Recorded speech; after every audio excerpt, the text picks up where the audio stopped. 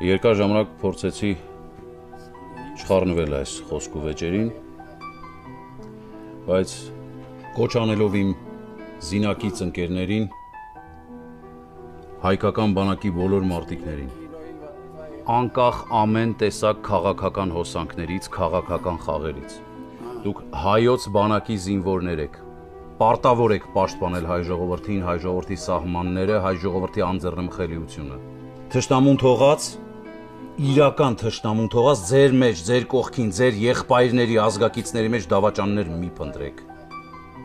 Եվ եթե համաձայն եք ինձ հետ, վաղը չէ մյուս օրը, յուրաքանչյուր շրջանից, յուրաքանչյուր քաղաքից, եթե ընդամենը 10-15 տղագան, 500 հոգանոց, ես ուզում եմ 500 հոգանոց մահապարտների մի զորագունդ։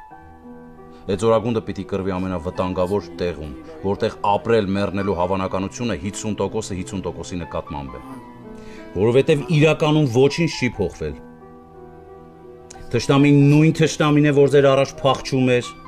եւ մենք էլ նույն մենք ենք։ Ուղղակի խաթարվել է մեր հավատը մեր ուժերի նկատմամբ։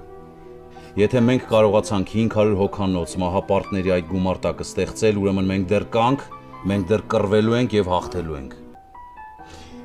Եթե չհաղթեցինք, այն ժամանակ ես կամարեմ, որ իմ հրաժարական տալու ժամանակը եկել է։